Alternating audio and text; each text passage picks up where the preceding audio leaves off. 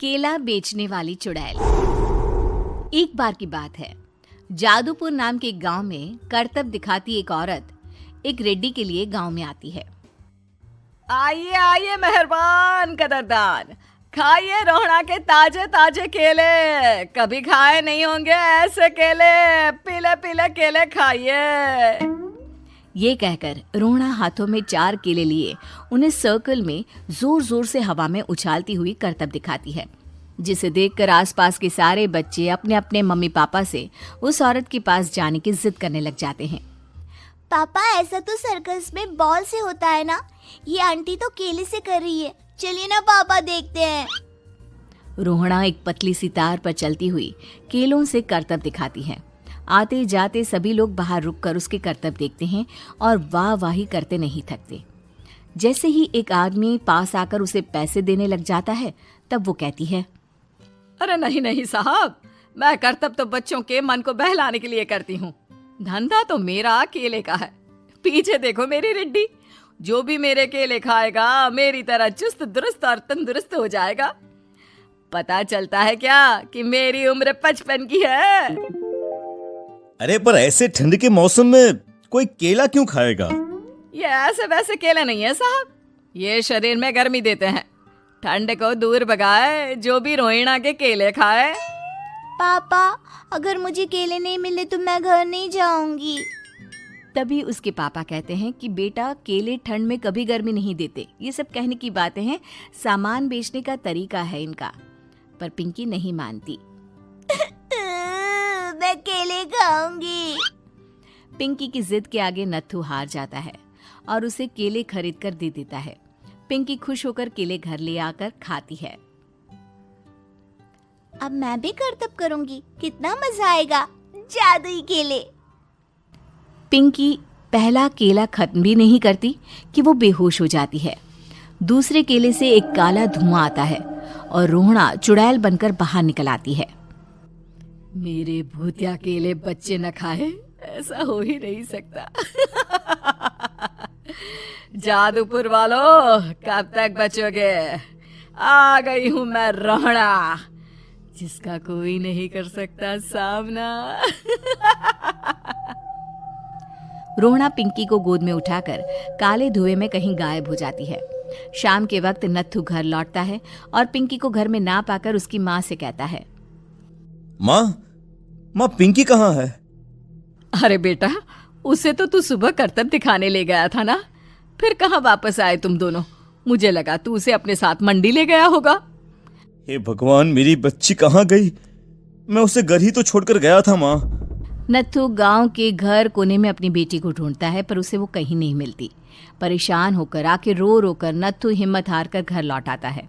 अगली सुबह रोहड़ा फिर से करतब दिखाने आती है और इस बार पिंकी की तरह रोनी केले खरीद लेता है। 50 रुपए दिए थे पापा ने, सारे पैसों की मैंने केले खरीद लिए हैं।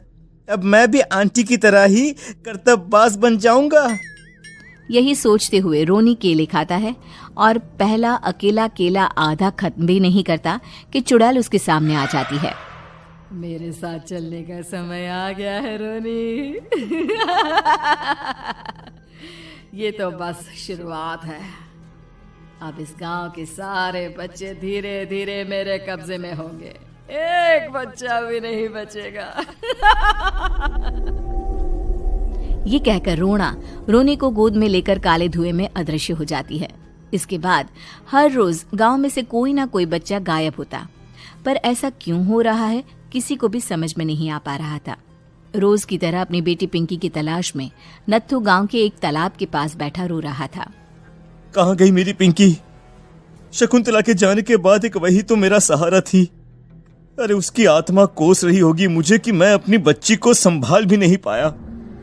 नत्थू ये कहता हुआ रो ही रहा था कि तभी तालाब में से उसे शकुंतला की आवाज सुनाई देती है।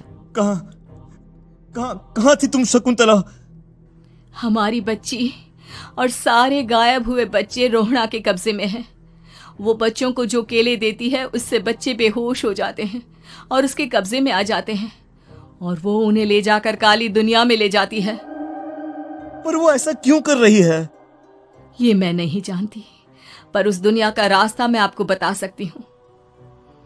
जहां ये नदी खत्म होती है वहां एक केले का पेड़ है, उसके नीचे एक दरवाजा है, वहीं से रास्ता जाता है उस दुनिया का। ये कहकर शकुंतला की आत्मा गायब हो जाती है।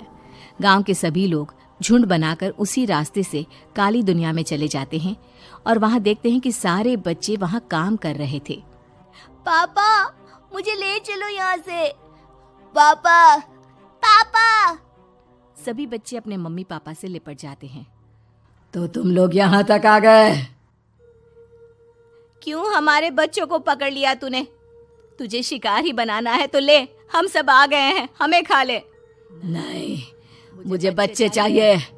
मेरे बच्चे के बदले तुम लोगों के बच्चे। क्या मतलब? मैं इसी गांव में रहने वाली एक औरत थी। केले की चोरी के इल्जाम में मेरे बेटे को गांव वालों ने इतना मारा कि वो मर गया। उसी दिन मैंने ठान लिया कि गांव वालों का भी वही हाल करूंगी। कुछ दिन बाद बेटे के चले जाने के दुख में मैं भी मर गई और मेरी भटकती आत्मा एक चुड़ैल बन गई। और फिर मैंने बदला लिया तुम सबके बच्चे छीनकर। बर्दाश्त नहीं कर पाए ना? सोचो मुझ पर क्या बीती होगी। हमें माफ कर दो रोना। पता नहीं ये किसकी गलती थी, पर हम सभी माफी मांगते हैं। हमारी खुशियां लौटा दो, तुम भी तो एक माँ हो। गांव वालों की बात सुनकर रोना का मन पिघल जाता है और वो बच्चों को छोड़ देती है। उसके बाद काली दुनिया बच्चों के लिए जादुई दुनिया बन जाती है। अब कोई भी कभी भी वहां आ जा सकता था।